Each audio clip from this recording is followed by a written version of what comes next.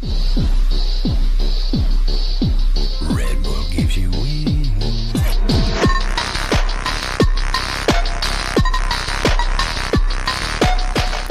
বন্ধুরা, আপনারা social media open করলেই দেখতে পাবেন এই টাইপের রিলসগুলো প্রচুর ট্রেন্ডিং আছে। এরকম ধরনের রিলস এডিট করার জন্য আপনাদেরকে প্রথমে চলে আসতে হবে ক্যাপকাট অ্যাপে। ক্যাপকাটে আসার আগে আপনাদেরকে যে কোনো একটি ভিপিএনকে কানেক্ট করে নিতে হবে। এখান থেকে আমি একটি ভিপিএন কানেক্ট করেছি এবং সেই ভিপিএনটার নাম হচ্ছে সুপার ভিপিএন। আপনারা প্লে স্টোরে পেয়ে যাবেন, যে কোনো একটা ভিপিএন ইনস্টল করে কানেক্টেড করে নেবেন। তারপরে আপনারা ক্যাপকাট অ্যাপ্লিকেশনটাকে ওপেন করে নেবেন। আমি ক্যাপকাট অ্যাপ্লিকেশনটাকে ওপেন করে নিলাম। তারপর ডিসকভারে ক্লিক করে দেবো। ডিসকভারে ক্লিক করার পর ওপরে আপনারা সার্চ টেমপ্লেট পেয়ে যাবেন, আপনারা তার উপরে ক্লিক করে দেবেন।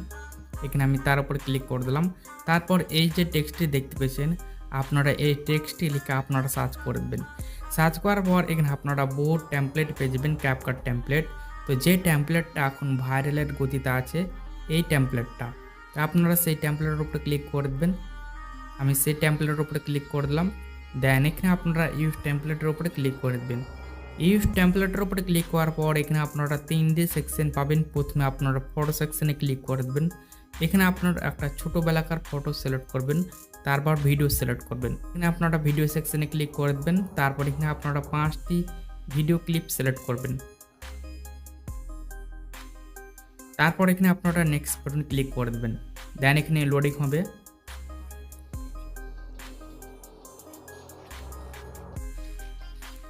এখানে দেখতে পেয়েছেন আমার ভিডিওর কিছু অংশ মাথার দিক কাটা পড়ে যাচ্ছে, তো এগুলো আমি ক্রপ করে নিচ্ছি। তো ক্রপ করার জন্য আমি সেই ভিডিওর উপর ক্লিক করে দেবো। তারপর ক্রপ অপশানে ক্লিক করে এই ভিডিওগুলোকে আমি নিচের দিকে এনে সম্পূর্ণভাবে ঠিক পজিশনে কাট করে নেবো। তারপর এখানে রাইট সাইডে ক্লিক করব।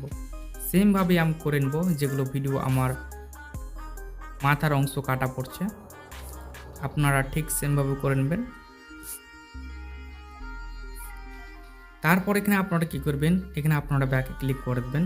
ব্যাকে ক্লিক করার পর এই যে টেক্সটটা দেখতে পেয়েছেন, এই টেক্সটটাকে চাইলে আপনারা ডিলিট করে দিতে পারেন। টেক্সটের উপর ক্লিক করে দেবেন। তারপর এখানে আপনারা এই অপশানটা পেয়ে যাবেন টেক্সটের, আপনারা এডিটে ক্লিক করে দেবেন বা ডিলিট বাটন ক্লিক করে সেটাকে ডিলিট করে দেবেন। এখানে আমি ডিলিট করে দিলাম। তারপরে আপনারা এডিট মোডে ক্লিক করে দেবেন। দেন আপনার ক্যাপকাট অ্যাপ্লিকেশন নিয়ে আসা হবে। তারপর এক্সপোর্ট বাটনে ক্লিক করে সেটাকে আপনারা সেভ করে নেবেন, দেখবেন সেটা সেভ হতে চলেছে।